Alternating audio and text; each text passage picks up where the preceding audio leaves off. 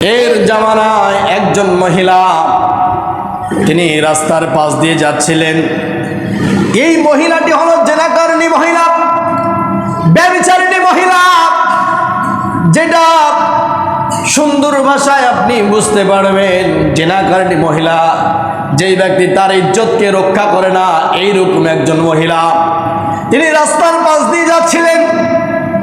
রাস্তার পাশ দিয়ে যাওয়ার সময় তিনি একটা কুকুরকে দেখলেন। এই কুকুরটা কুতরাচ্ছে পানির জন্য, পিপাসার জন্য।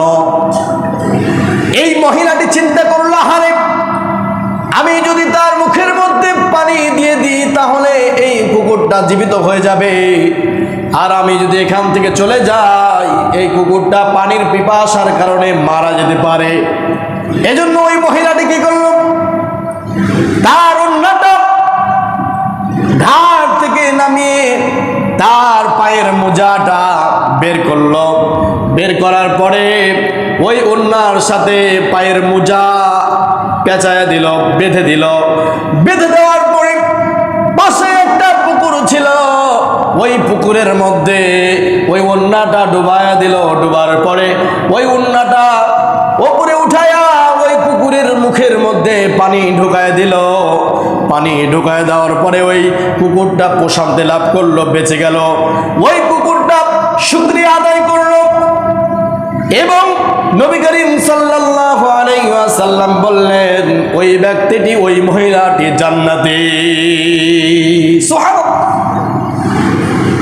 ওই ব্যক্তি, ওই মহিলা, যেই মহিলা ব্যভিচারিণী মহিলা, জেনাকারিণী মহিলা, ওই মহিলা আল্লাহর ইবাদত করতো না, আল্লাহর ফরজ কাজকে লঙ্ঘন করেছে, কিন্তু একটি পশুকে পানি দেওয়ার কারণে আল্লাহ রব্বুল আলামিন তাকে জান্নাতি বানায় দিয়েছে।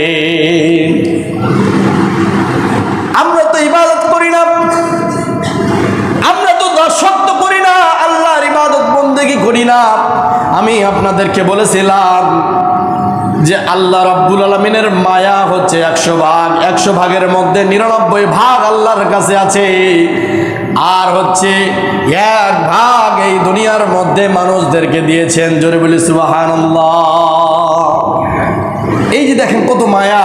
যেই মহিলাটি জেনাকারিণী মহিলা, নামাজ পড়ে নাই, আল্লাহর ইবাদত বন্দেগী করে নাই, আল্লাহ ফরজ কাজকে লঙ্ঘন করেছে, কিন্তু সে শিরক করে নাই, শিরক করার না কারণে আল্লাহ রব্বুল আলামিন তাকে জান্নাতি বানায় দিয়েছেন। জোরে বলি সুবহানাল্লাহ।